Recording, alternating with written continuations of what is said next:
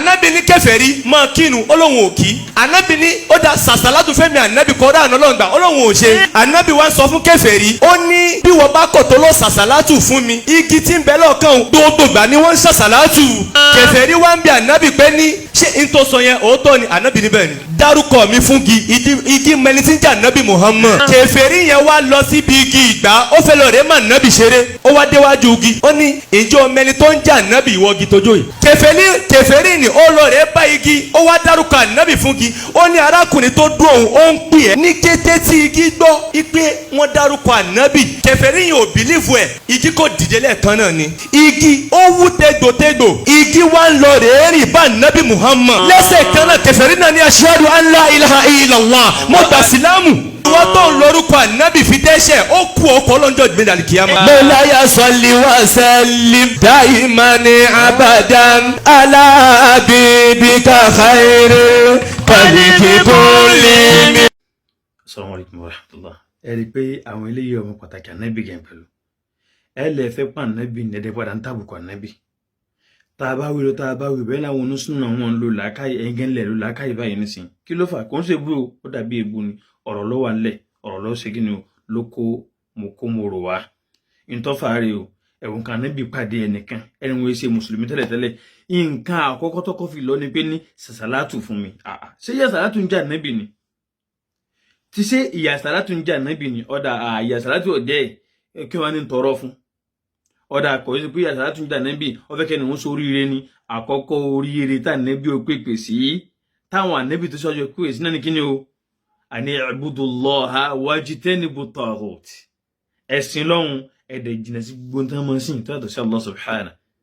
so in ti mọ́ síwájú nù dáwà àwọn Anabi Ọlọ́hun tawhidu awwalan ni ìmọ̀ Ọlọ́hun lọ́kan ní mọ́ síwájú èyàn tí di mùsùlùmí ẹni kọ́ mọ́ sàlátù kò sí wá ní takoru nǹkan bẹ́ẹ̀ àwa bèlè ìtọ́wà wà nú ìtàn yìí kọ́ hùn ìtọ́wà nú ẹ̀kọ́ hùn afa Abdullahi ibn Umar Abdullahi ibn Abbas tí wọ́n gba ìtàn yìí wá ọ̀tọ̀ọ̀tọ̀ ni kọjọ ntafa yìí sọ rárá bó ṣe lè wọn sàlátì fún mi sàlátì fún ọ gbàfọlọ yìí gbàfọlọ ìṣàràdà ẹ bẹ̀rù Ọlọ́hun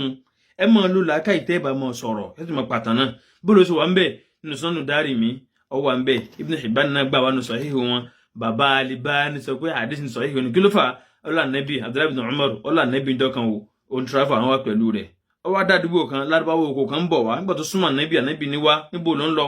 ó lòun lọ sọ́dọ̀ àwọn èèyàn wọn ni Anabi ní ó dájú pé ó sì di oore kan ó lóore wo oore pé Anabi ní oore pé kó gbà fọlọ́n kó gbà Anabi rẹ̀ gbọ́ ni ó ní ntọ́ sọ yìí talẹ́lẹ́rìí rẹ̀ lé lórí bá a gbọ́dọ̀ ṣe nǹkan kan àfàlọ́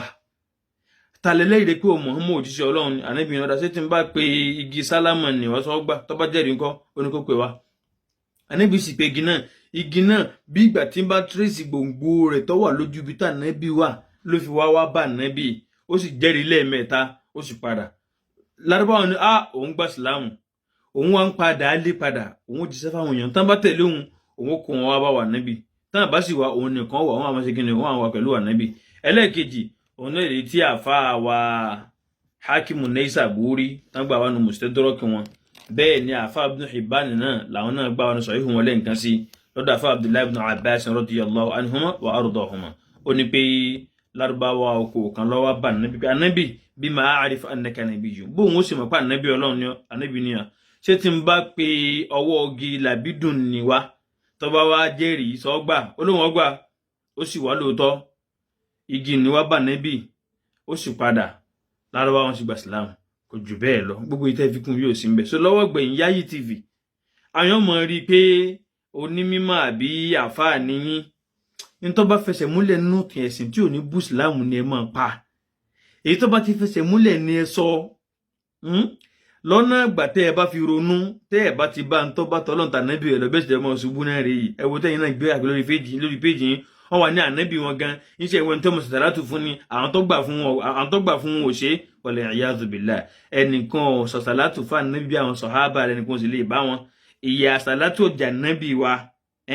Anabi ó sì kọ́kọ́ ní pìyàn láyé yìí kọ́kọ́ sọ pé ní kọ́kọ́ wá ṣe àsàlátù fún mi ní àkọ́kọ́ dáwà rárá o àkọ́kọ́ dáwà ní kí n o wá gbà fọ́lọ́n gbà fún Anabi ìrun kíkí ẹ lọ wo bútà nípa tí mo sọ̀rọ̀ láyé yìí ìtọ́lọ̀ ń kà ní ìsìláàmù látòkè délẹ̀ albir laysa albirru bi an tuwallu wujuhakum qibala al-mashriq wal-maghrib ọwọ́ káàdìlẹ̀ gbọ́n tó pò ní bírù àsàlátù bẹ́ẹ̀ àwa gbà o àsàlátù dáa ó sì pẹ̀lú àṣẹ tó lọ ń pa wá ó sì pẹ̀lú nǹkan tọ́lọ́run máa fi ń kẹ́yìn àmọ́ lọ́nà gbà tẹ́ ẹ fi ń lọ tẹ́ ẹ fi ń pa á mọ́tàn tí ò rí bẹ́ẹ̀ yẹ bẹ̀rẹ̀ Ọlọ́run bẹ́ẹ̀ so kọ́ mọ́ gùn jù. Assalamu alaikum warahmatullah.